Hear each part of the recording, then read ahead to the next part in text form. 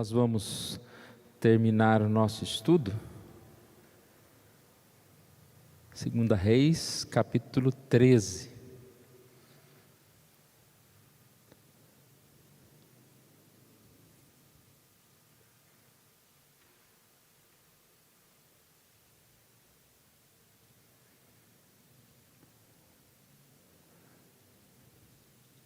Eu não sei se contei aqui, nas últimas férias eu li uma biografia de um pianista e a gente vê que a história, né, ela tem tantas partes bonitas e geralmente a gente mostra as partes bonitas, mas quando você vai ler uma biografia, se ela for bem rigorosa, ela vai contar também os problemas que a pessoa viveu, os pecados e tudo mais.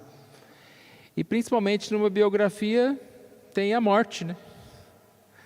E eu achei assim interessante que a gente fica triste, né? Como o ser humano passa por tantas coisas e poderia levar uma vida tão bela, tão perfeita, mas é cheio de problemas. E no caso aqui a morte dele foi muito drástica, né? E você fica pensando, né? Na tristeza das coisas. Ou seja, não tem história com final feliz, pelo menos por enquanto. O Eliseu vai morrer, né? Como morreu, aliás, Elias foi levado aos céus, né? Mas a história, para terminar aqui, vai terminar com a morte. E aqui é interessante a ideia de que mesmo a morte de Eliseu foi um momento interessante, né? Já de avançada idade, ele ainda serviu ao rei, e até mesmo depois da sua morte, é Eliseu, aquela história de um corpo que cai lá no túmulo dele e ressuscita, né? Então, depois de morto ainda fez milagres. E nós vamos ver aqui essa passagem, 2 Reis 13, de 14 a 21, para o nosso estudo desta noite.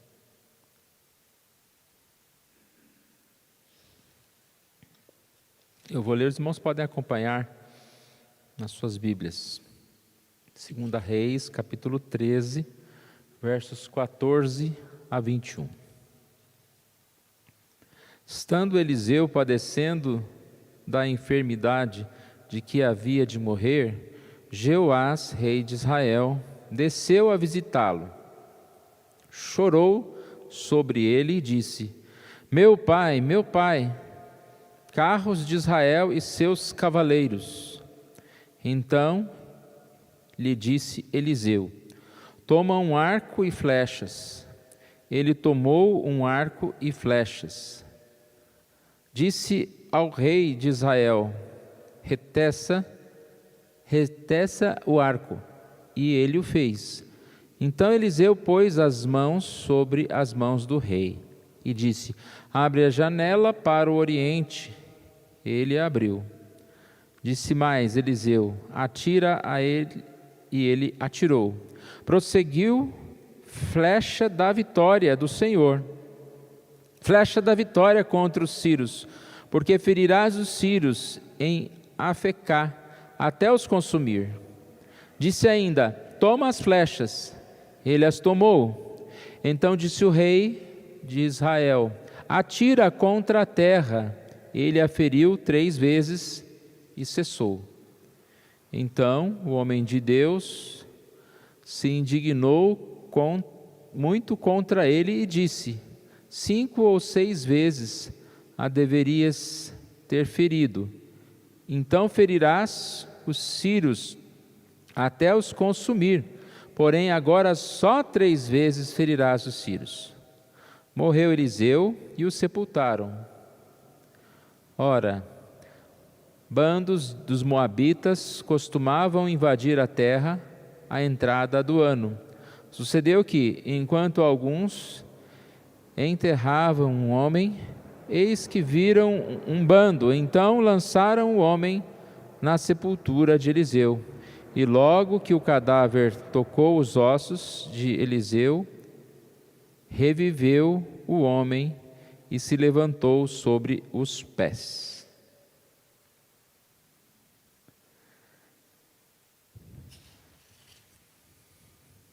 Anteriormente nós falamos que o Senhor encontrou com o profeta Elias no Monte Horebe e deu-lhe 3 missões, a missão tripla: ungir a Israel como rei da Síria, Jeú,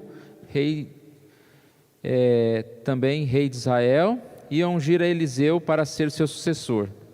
E ele cumpriu apenas a parte de ungir Eliseu como seu sucessor, e depois Eliseu continua. Então, na semana passada nós vimos essas 2 partes: Eliseu ungindo a Jeú, a Azael e a Jeú. Jeú que ele mandou lá um servo lá para fazer essa missão.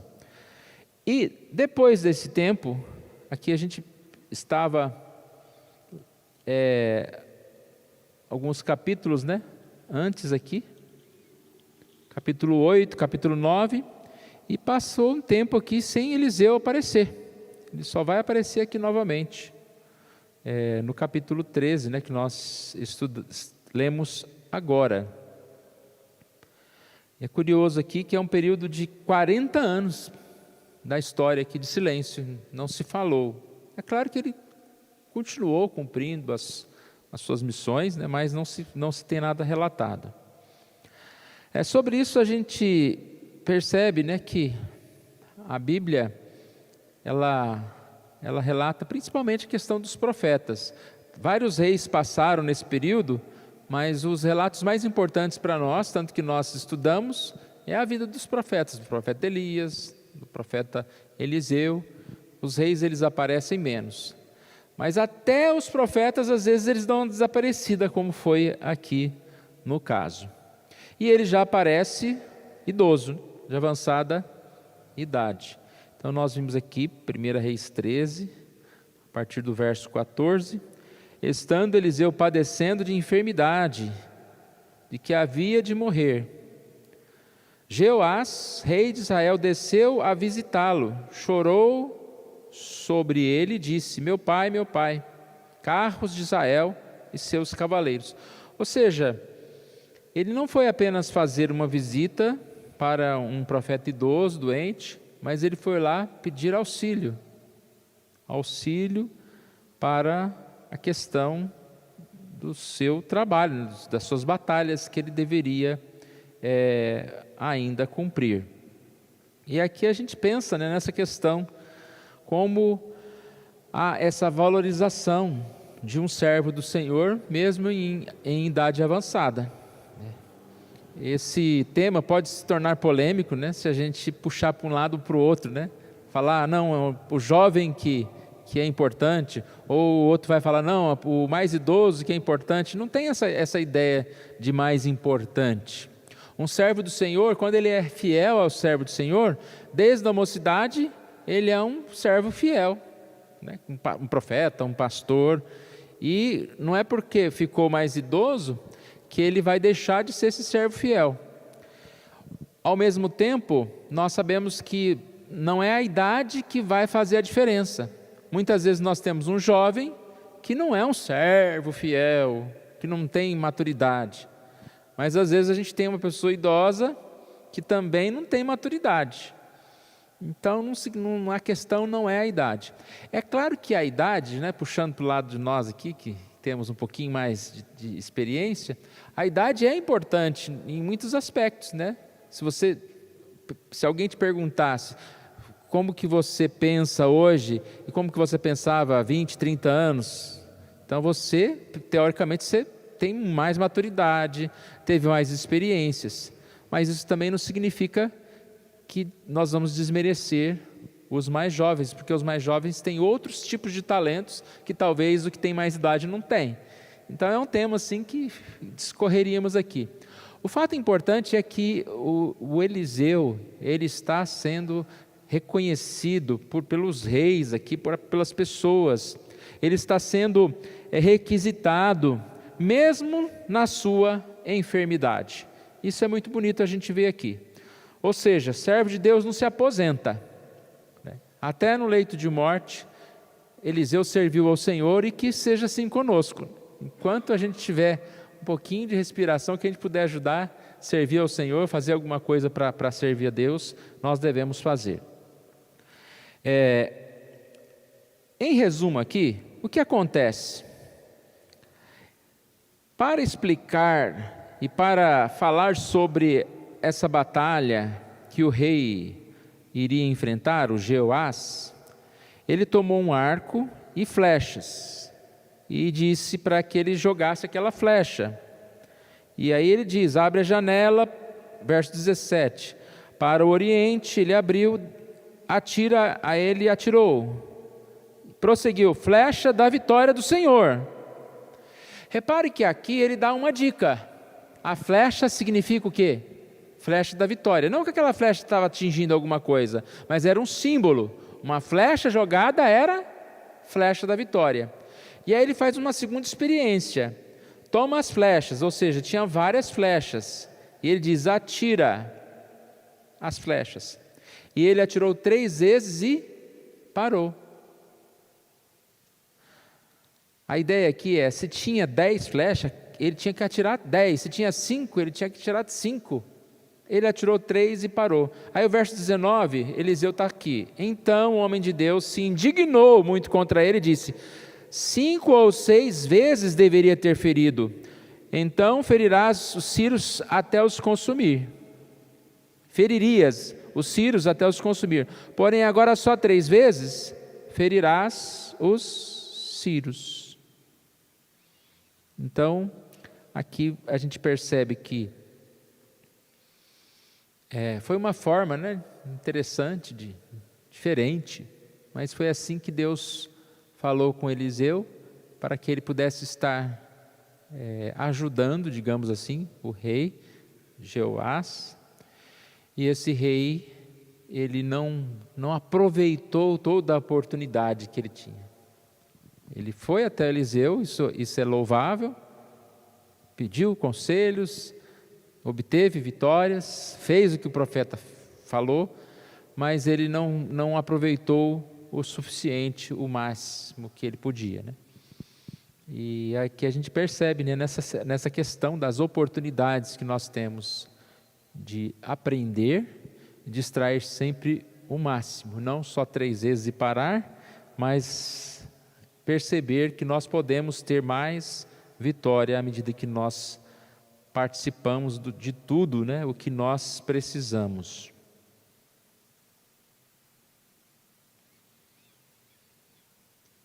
Também, só terminando aqui essa parte, temos que pensar em Eliseu como um homem que, mesmo servindo em toda a vida, ele também se esforçou, se dedicou numa hora dessa.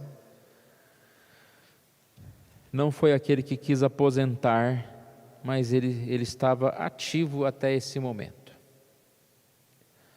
Bom, sobra para nós aqui os 2 versos, 20 e 21. Morreu Eliseu e o sepultaram. Ora, bandos de moabitas costumavam invadir a terra, à entrada do ano. Sucedeu-se que, enquanto alguns enterravam um homem, eis que viram um bando. Então lançaram o homem na sepultura de Eliseu. E logo que o cadáver tocou os ossos de Eliseu, reviveu o homem e se levantou sobre os pés.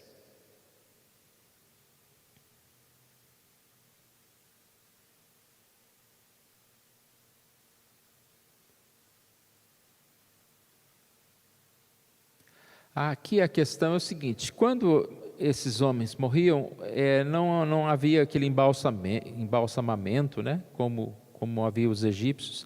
Eles simplesmente envolviam alguns panos e colocavam lá na sepultura. E esse outro homem aqui, não que eles enterravam todos juntos, mas aqui é algo que aconteceu às pressas. Aqui tem uma invasão de moabitas que interrompe uma cerimônia de sepultamento. E esse falecido aqui que estava lá. E aí, para eles saírem correndo, para eles não serem atacados pelos moabitas, eles pegaram o corpo e jogaram lá, junto lá do Eliseu, e foram embora, e correram, e fugiram. E nessa questão aqui que a gente percebe o milagre, o corpo que encosta no Eliseu e a pessoa ressuscitou. Algo tão estranho, né, para nós. Mas é um milagre. E o que pode significar esse milagre? Toda a morte de um grande homem de Deus, de um grande profeta, pode trazer aquele vazio, né? Até comecei falando sobre a morte, que dá uma tristeza, né, na gente, né, que não é um final feliz. A morte de um grande profeta, né, pode ter levado a eles um pensamento de que agora, né? O que nós vamos fazer sem o profeta? Será que Deus não vai estar mais com a gente? E esse milagre não demonstra poder algum de Eliseu, porque ele estava morto. Mas esse milagre é como se fosse uma palavra de Deus: olha, eu vou continuar abençoando vocês.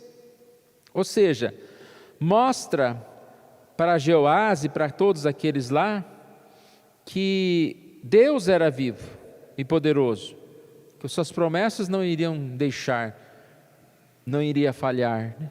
Então, a gente percebe, né, que as pessoas aqui na terra passam, né? A gente viu há pouco, uma semana mais ou menos, né, a morte do pastor lá de Sengés, né?